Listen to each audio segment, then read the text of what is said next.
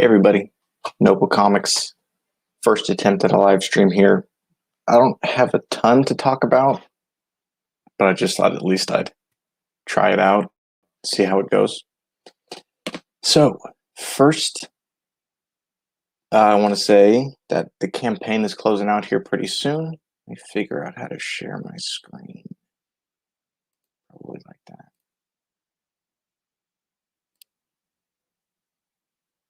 Okay.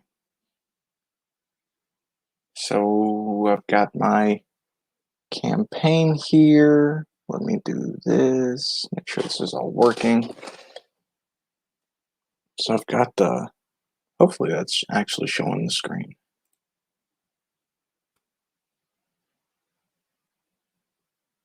Maybe.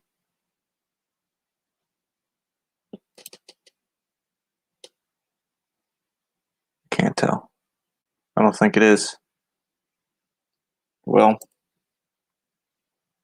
then we will forget about that for now. Or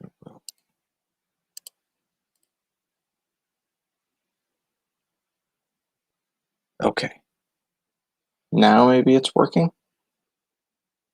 Sweet. Okay.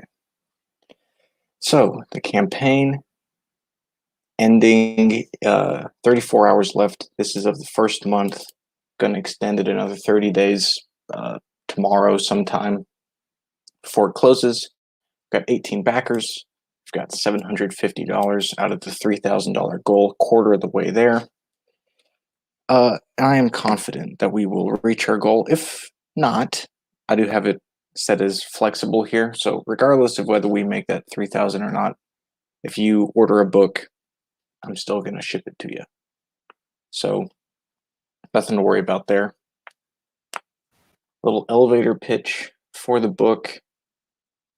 I guess I'll start with like a story description.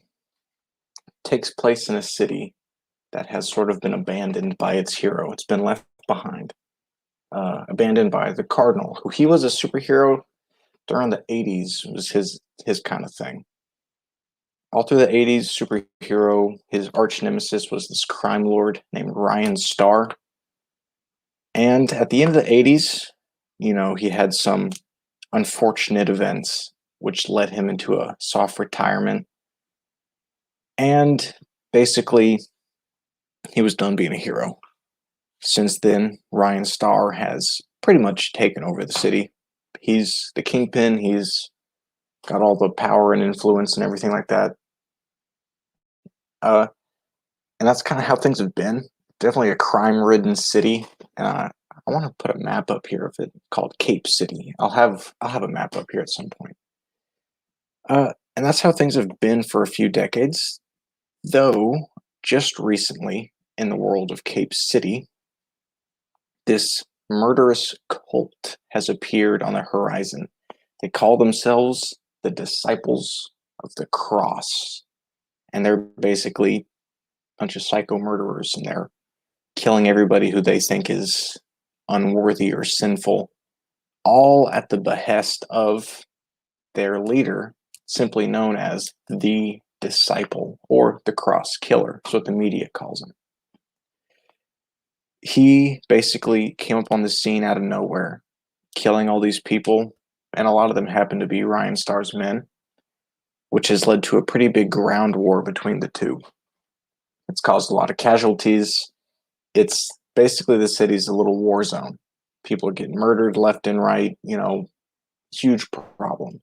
It's actually gotten so extreme that even the criminals, Ryan Starr's guys, have come to see if they can get some help from Cardinal just to stop this dude. Because Cardinal's a pretty old school hero, like the whole no killing type stuff. But Disciple, obviously, back here, does not suffer from that quite the same way. So that's basically the main story. Cardinal's got to come out and make sure his city doesn't get torn apart. As for like the specifics, it's 84 pages. It's got noir style colors. It comes with an 8-page short by Narwhal, Off-World Outlaw, like the first intro to that little short series. It's a lot of action. It's pretty brutal.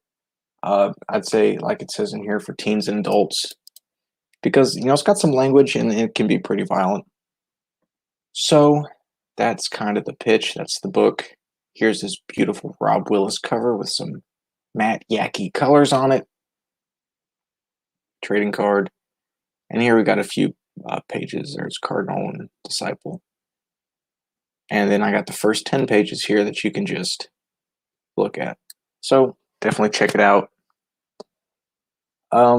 Let's see. Stop sharing. Back here.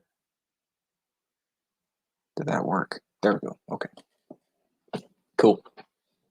So that's the story. Hope you guys like it. I'll keep an eye on that every now and again. Like I said, this live stream is probably not going to be too long.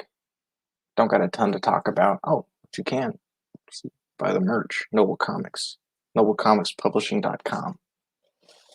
So what I did want to talk about, watching Narwhal's live streams, and he talks a lot about theme or genre, really. Genre and storytelling. Just give me 1 second.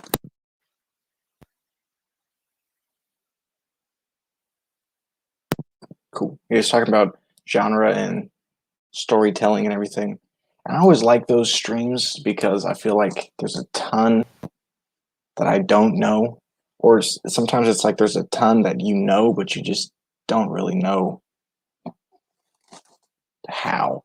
Like when he talks about, he was talking about like set pieces and memorable characters and different examples, and you're like, oh, I think I kind of did something like that in my story. I didn't know that I did it, but I did. And I think that's probably because a lot of stories are based on sort of that, like the hero's journey. And I feel like that has a lot of built-in getting the audience interested in the hero and having, like he's saying, having a promise that the character makes, which,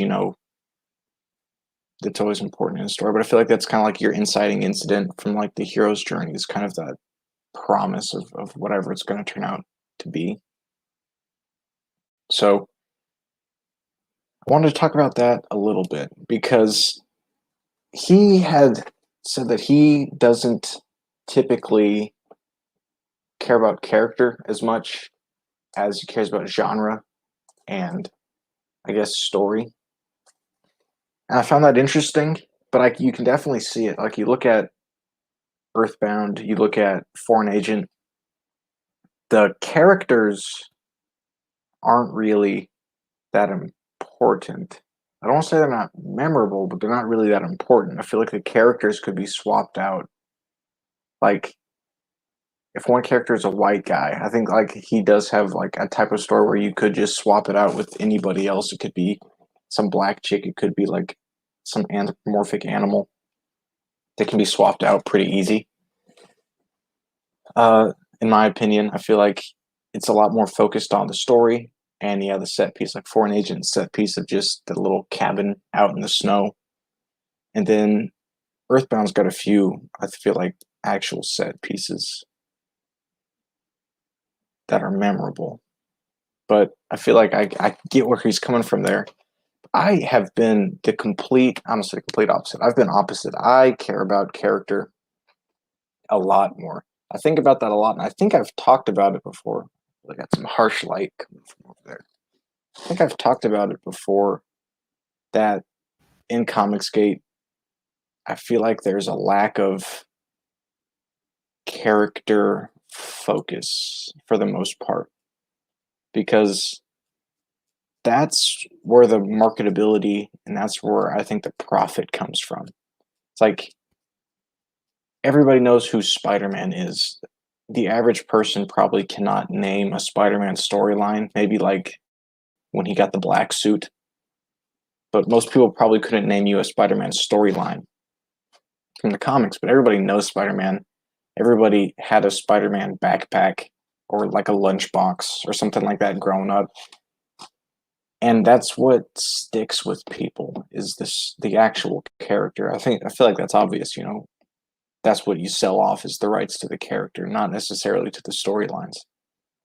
But I had here like a few, see, examples of that.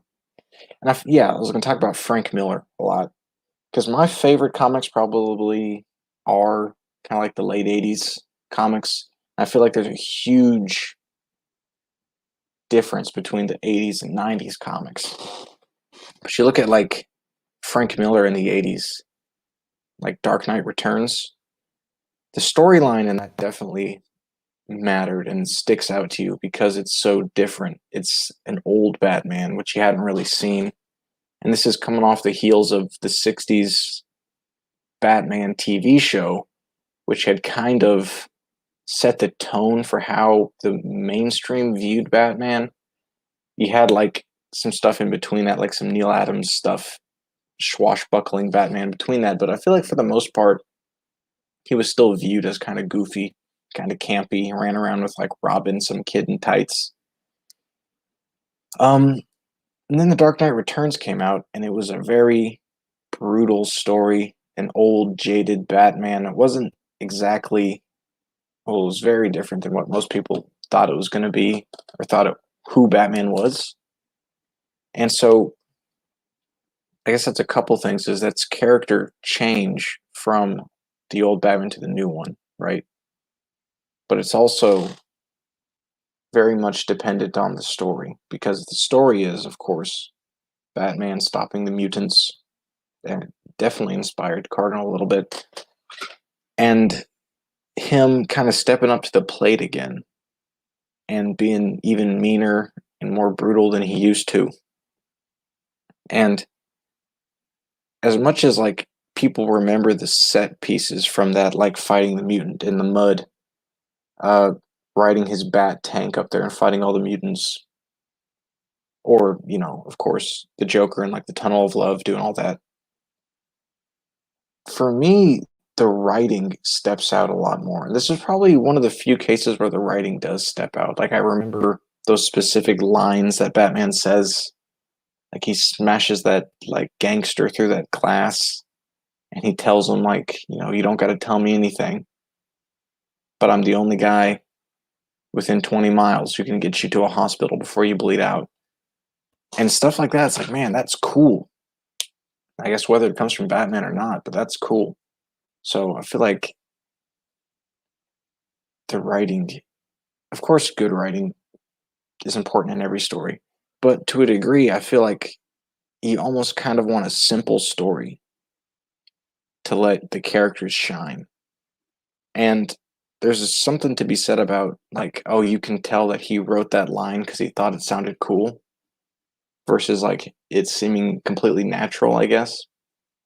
But I don't think there's any problem with that necessarily. But something that Frank Miller does that I think he does really well is not so much setting up a set piece like some big battle at some location where it's like, oh, big, like a battle at a theme park where it's like fighting the Joker there and it's something memorable and there's a theme to it. I feel like that helps a lot with those set pieces. But as far as just making a world feel lived in, and he does it in Dark Knight Returns, and then he does it in Daredevil Born Again.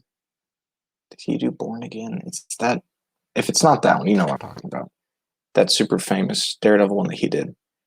And he does them both the same way. Is he talks about the weather, and then you see a lot of what just regular, ordinary people are doing. Like he'll talk about how hot it is in Gotham, how cold it is in New York for Daredevil. And then you'll see like a lot of news of people just like on the news talking about what's going on, reporters talking about what's going on, regular people just getting freaked out by all this stuff. It makes it seem very lived in, very like real. And I think that helps a lot with the story. So that's what I wanted to talk about, Frank Miller. The 80s and 90s comics I was talking about. So I feel like there's a big change right there. Because you go from the 80s, and I'm not a comic historian, so this has basically been my perception of it. Is you go from the 80s, where you had a lot more of these super story driven stuff. You had Watchmen, Dark Knight Returns, Killing Joke, Batman Year One was in there, Daredevil Born Again. A lot of this, like, it's the stuff that would win an Oscar. It's like that really, I don't know, really well written stuff where it's like it doesn't even need to be a superhero story necessarily. And then I feel like in the '90s that got completely reversed to where what was popular was the stuff that could only be superhero stories, like just the over the top, everything to the extreme '90s look and feel. Like take Thor from the '90s and how goofy he looked, or anybody from the '90s. Then you had like Spawn, Wildcats, and Pit, and all these guys show up. It's like, yeah, you couldn't really adapt that to like a movie, definitely, or at least not then. They tried to, it didn't really work out. But I feel like you had a complete change to just completely character driven. Story comes second. Uh, what else? Yeah, I feel like, yeah, just kind of story came second, and the character really was front and center. Spawn, the character, Pit, the character, Savage Dragon. That was the draw point, and it was, of course, focused on art and how good it looked. Not necessarily how well written it was, but it looked really good. So I thought that was an interesting change. And it's interesting how those came kind of back to back, in my opinion, is how it seemed. And I wanted to talk about that stuff because kind of like how I made a video about this. Like, how can you tell when your writing is good? Because I write a comic, or you're writing something, and without another set of eyes on it, it's like, how can you look at it and tell if it's good? Because it's like, oh, I can tell that I like it. Does that mean that it's good? I don't know, because there's so much to think about. And you listen to like Narwhal's stream, and it kind of hits you just how much there is to think about. It's like, okay, how interactive is this with the audience? What are they getting out of it? He talks about privileged information. We talk about, there's just so many aspects to making a story good that if you're writing it out, it feels like you're trying to set down all these pieces, then you're trying to put them all together. It's like, okay, this is my interactive piece. I want to put it here. This is my set piece. I want to put it here. These are my cool characters. And that obviously that never work if you try and do it like that. It's just kind of gotta happen. And I feel like whenever I'm writing, typically, I'll admit this here, it's kind of like I rip something off, where it's like I really like that storyline or that character archetype from this thing. That's one piece. Then I'll have like a few other things here and here where it's like, and I really liked this, and I really liked this from this, and I really liked here this character from this. You have all these branching off storylines, and none of them are like a complete thought, but they're all kind of like, that would be cool. And then over time, you add in another element. It's like, okay, I had this storyline of this character based on Michael Knight, Knight Rider. And then later on, you're like, oh, but I also want to do a pirate story. So now it's pirate, but their character's based on this guy. And also, I had this other character who was like this spaceship captain from whatever. How about I bring that in? And now he's just like a regular captain. Then all these different storylines that you had kind of all come together, and you can kind of mix and match and make them one pretty cool and unique story. That's kind of how I think that I do it. But I was talking about like the different things you got to think about, and it's almost like I'm just kind of thinking about this kind of on air here live. It's kind of like you can sort of pick one and just go with it. Like, I feel like Disney just said, I only care about characters. Our storylines are basic. Our storylines are, you know, anybody could write any of it. It's, oh, princess here, prince here. You had one twist and one turn, and then there's your story. But of course, nobody really cares about the story. People care about like Woody and Buzz. People care about, Mufasa. People carry I keep saying carry. People care about What else do they care about? I don't know. Snow White? People care about Snow White? Maybe. But it's a lot more kind of simple, basic, or at least straightforward plots and really detailed characters. But I feel like you compare that to something like Dark Knight Returns, or you compare that to something like Tenet, and I feel like that's completely different. Because Tenet, none of the your main character at least didn't even have a name. He's just sort of there. Well, he's just sort of the protagonist, and the characters were a focus, but you don't really know much about any of them. I guess you may kind of see a character arc with them. Not that I can really think of, but it was more just set on like this very funky plot, this time heist type plot. And it's like the complete opposite. They don't care about characters at all, probably because they don't want to do any merchandising. They're not trying to sell toys. They're just completely let me tell this cool story. And then I feel like you got something, I don't know. And I feel like you can look at something like One Flew Over the Cuckoo's Nest and Good Time, I think are two good examples of kind of what I've found, what I've thought is that the best movies, or like what's regarded as the best movies, or like a really good movie, they're always movies where nothing happens. Like, or at least you have this bigger world and we're focused on something tiny and insignificant where if it did happen or didn't happen, nothing happened. Nothing really matters. I feel like Dune kind of does that, like the Dune series. You got this whole huge giant mythos and you have this whole big universe, but then we focus on like this one team on this one planet. I guess Star Wars kind of does the same thing, but it leaves a lot there that you can kind of put together in your head. Though Star Wars, it really does matter whether that story happened or not to the wider universe. But it takes something like Good Time, just takes place on Earth, right? You can narrow it down, just takes place in one city. And whether or not that movie, those events took place in that one city, doesn't really matter to the rest of the city, like to anything else. Because it's like the the storyline, like I said, nothing happens. It's very simple and nothing happens.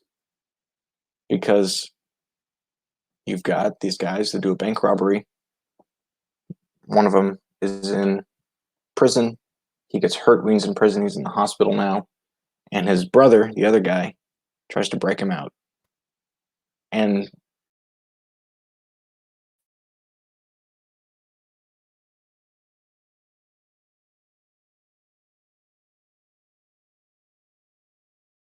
the first step, my back.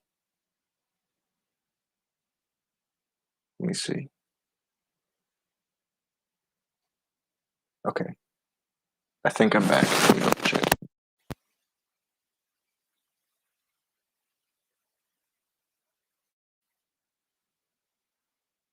Yeah, looks like I'm back. Okay. So, what was I saying? Yeah, it seems like it'd be one small piece, the beginning to this bigger story. Breaking his brother out of prison, and the two of them are like on the run, and it maybe turns into some kind of like of mice and men type thing, because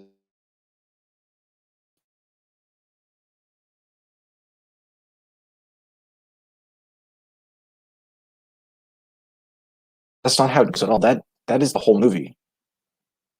Don't know why my internet's being so bad. Okay.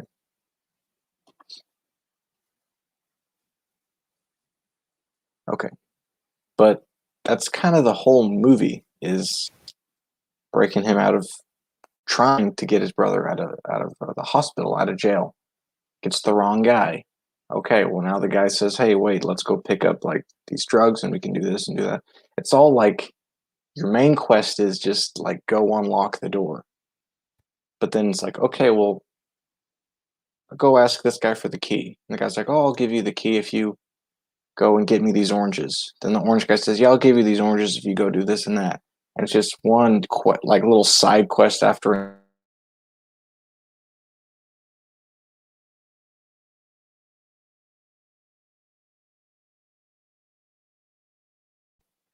cut out, which is interesting. That it never really. I'm sorry, I don't know why this connection is being so bad, but never really gets done. You know, and it was very interesting. I really liked that movie, but it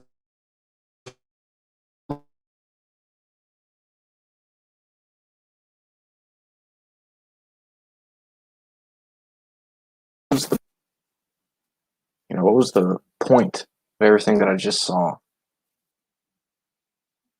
Do this. See if I can fix this connection. Okay. And then you look at something like, I just had it here on my phone. You look at something like, so that was a good time. Yeah, One Flew Over the Cuckoo's Nest was what it was. That one too, I feel like it has a similar thing where you had this little slice of the universe going on in this hospital where our story takes place. It just takes place over a small amount of time. And if that story took place or never took place, the wider universe is pretty much left the same. And I guess you could say that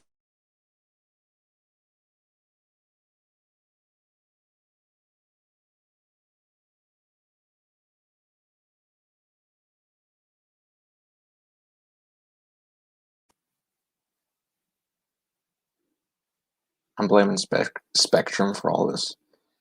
Even if it's like a small consequence just to like this city, where like people know about it, like it's in the public records, is kind of what I think about consequence. Like in that fictional universe, they'll have public record of this stuff going on with this certain people. But in One Flew Over the Cuckoo's Nest, of course, you have Jack Nicholas in this hospital. He tries to basically let these guys have a good time.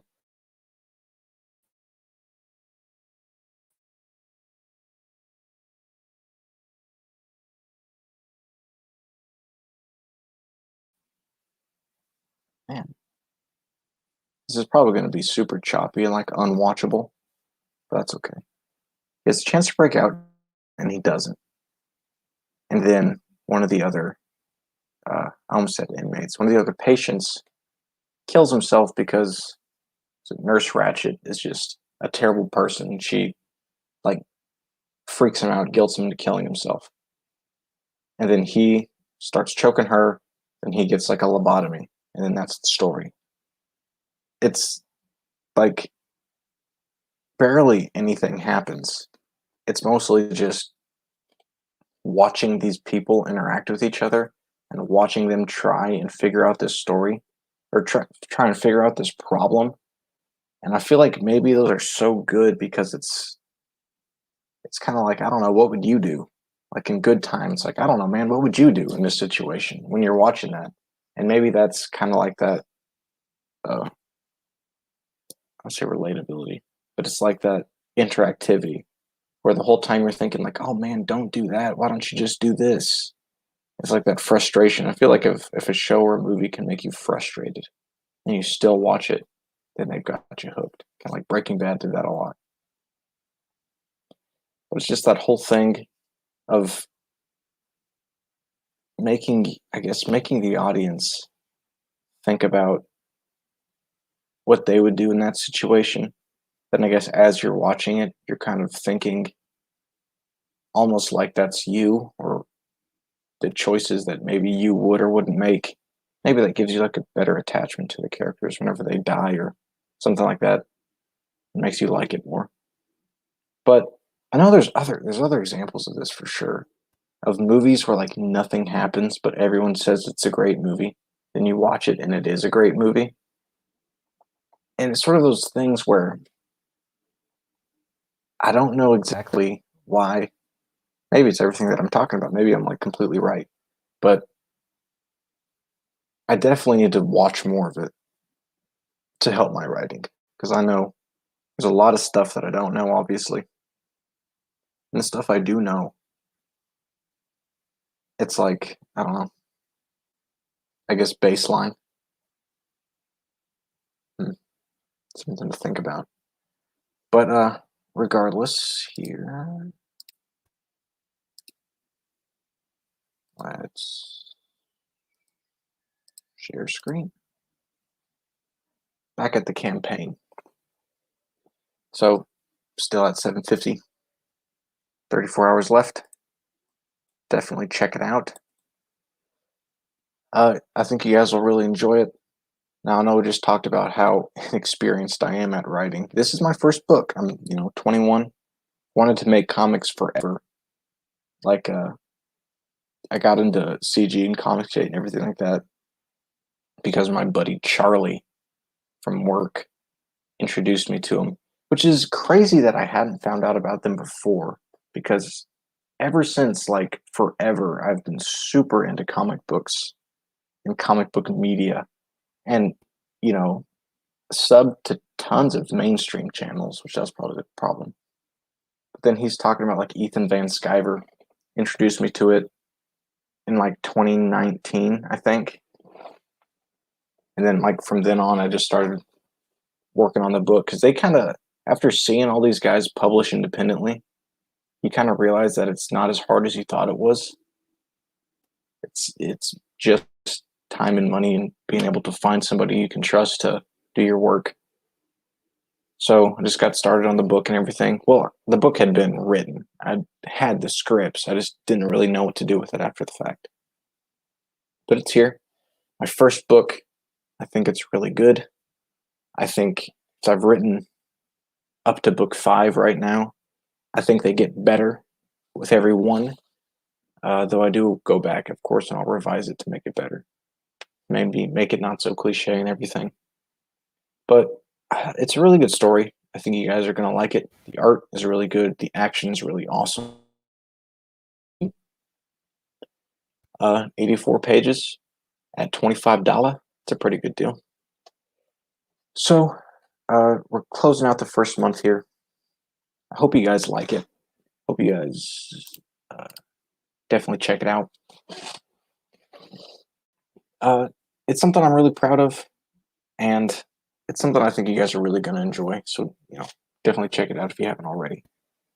And thanks you guys for watching. I'm not sure how much longer I'm going to go here. I'm kind of running out of stuff to talk about. But again, this was mostly test run. Make sure I know how to live stream. And I think I've got it pretty much nailed down. I think I can kind of tell what's going on and what's not here. Yeah, thanks for listening. If you guys listen after the fact, I know nobody's watching, but if you guys listen after the fact, I appreciate it. Listen to me ramble about writing. And again, that's probably stuff I'm going to ramble about often. It's because I'm always thinking about it more and more, especially the more I hear other people talk about it in ways that make sense. Because Narwhal's like the Jordan Peterson of writing. He can take these really big concepts or really abstract concepts and put them in a way that you're like, okay, I understand how that works, and I understand how to do that now that you've said it, So definitely need to be listening to him more. But this story here, I feel like I started a bunch of conversations. I don't know if I finished any of them. One of them was about characters in Comicsgate that I don't think I ever got around to. And the problem I think that Comicsgate has is you've got a ton of books, ton of good stories, but I don't know if there's a ton of standout characters. Cyberfrog obviously is one. Jawbreakers, I'd say, is another, but Cyberfrog's definitely like way up there, and then you have like Jawbreakers. But other than that, who were the breakout characters from CG? I mean, John Malin's, like, I don't know if like Vlad Blood or like the Graveyard Shift are held on that same level as like the Jawbreakers. They definitely don't stand out as much to me that way. So who else, you got like the 6 Gun Gorilla. I think it's a really cool character. and it's a good story, so maybe that's one of like a kind of a standout character. And of course, right now I'm trying to think of all the CG campaigns. I mean, Cecil, take cash grab. That's a standout character. What else do I got? I got a ton just sitting right back here. If I could see him from here. I don't know. Grayscale, I feel like kind of fits that same bill of what I was talking about, of being character driven. And like that's the standout thing is you want like a grayscale toy and you'll want a grayscale costume, lunchbox, backpack, all that stuff. And then because I talked about how Narwhal's mostly story, but yeah, like the characters, I feel like haven't, I don't know, haven't been explored as much. And I feel like that comes with like the streams and stuff too, because most of the time on streams, if you're talking to creators, talking to comic people and their projects, most of the time, I feel they talk about, oh, the art's done by so and so who did this and that, and it's going to be a lot of fun. It's going to be this, it's going to be that. Here are my stretch goals. Here's this, here's that. And they talk about, oh, this Hulk run by this guy was really good. This run by this guy was really good. And I never really saw comics like that. For me, it was always Spider-Man is really cool and the Hulk is really cool. I never really got into who wrote it and who did the art up until like a few years ago. I was always focused on the characters and I was focused on like, oh, who would win if, you know, Thor fought Superman and stuff like that. That's what held my interest was the cool characters, the characters' own lore, the cool stuff the character did, the matchups, the this person versus this person kind of stuff. I really enjoyed. I feel like that's kind of lacking. I did those like Comicsgate cage match videos. They're pretty good. I haven't made one in a while just because I just I need more people. I need more books to actually make these videos on. But that's kind of a gap I'm trying to fill. And I feel like Cardinal's going to be one of these guys where it's pretty character driven also relatively, you know. I feel like it's got a good story, but again, the story I feel like is pretty straightforward. Not a ton of twists and turns, at least in the setup of it, you know. It's mostly about who Cardinal is, what he's going through, what he can and can't do, and what he is sort of striving to do. Because he's an old man. Remember, he retired in the 80s, so he's like 60 years old now, trying to compete. He's having a tough time. Um, so that's kind of my outlook on these characters. I definitely would rather be character driven. I think. I think if you have better characters, you will make more money. But I'd say story driven books are going to be more well regarded. Like in retrospect. I feel like everyone sees Cyber Frog and it's like that's the thing. It makes of course it's made like $4 million. Like that's the property right there, Cyber Frog. It's a great character, a good story, but it's mostly based on that character and his interaction in the world. Versus you take something like Foreign Agent, and it's more of just a great story with characters that I don't know. It's like the characters are kind of blank slates. They all have personality and they all have like agency, but none of them are like a thing. You know, like Cyberfrog's a thing and Batman's a thing, or Commissioner Gordon is a thing. These characters just sort of serve to move this story, which is what you remember, you know? And there's I know there's a way to just get the best of both worlds. I think Watchmen's a great example of the best of both worlds. You remember the story, and you remember the characters. Probably why it's regarded as one of the best of all time.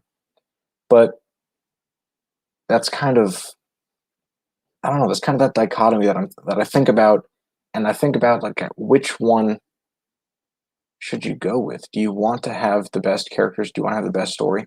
Because I mean, obviously, you want to have both, right? Ideally, oh yeah, I've got the greatest characters of all time, and I've got the greatest story of all time. All up, Watchmen or Dark Knight Returns, something like that. But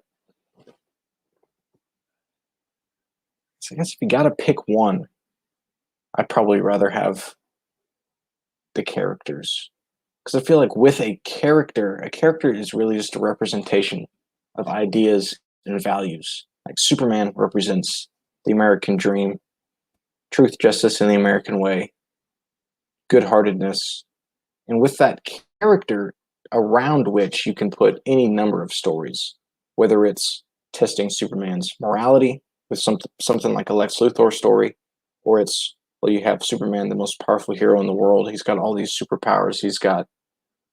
He's invincible basically, and it's like, okay, let's test the limits of the Man of Steel with like Darkseid, Doomsday, and everything in between. You can have pretty consistent stories for a long time, obviously for 80 years with somebody like Superman. And same thing with any like major character. It's really just what idea do they represent and what values do they represent, and how do I build a story that complements that or challenges that. Kind of like the Court of Owls Batman story, which I'll say Scott Snyder has me blocked on Twitter, muted on Twitter. But Scott Snyder and Greg Capullo were the first two. That was like the first comic book team that really got me into comics. Of course, I'd read tons of stuff beforehand. My dad would always bring me comic books when I was growing up. But as far as going out and buying my own, they were kind of like the first team that got me to buy my own comics. And I feel like their Court of Owls run did a lot of like complementing Batman as far as it's a Gotham City story.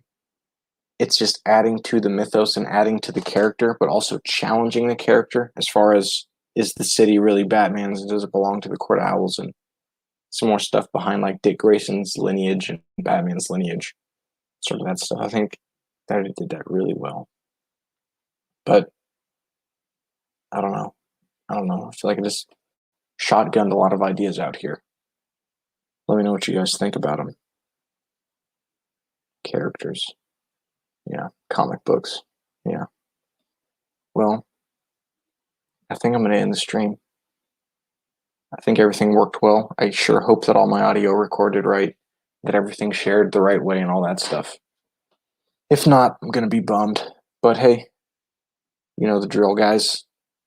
Like it and check out the book, Cardinal Cult and Punishment, on Indiegogo. Help us reach our goal. It'd really be nice if we could reach it by the end of this month. Probably not going to happen, but by the end of the next one at least, get some merchandise, noblecomicspublishing.com. And I'll see you guys in the next one.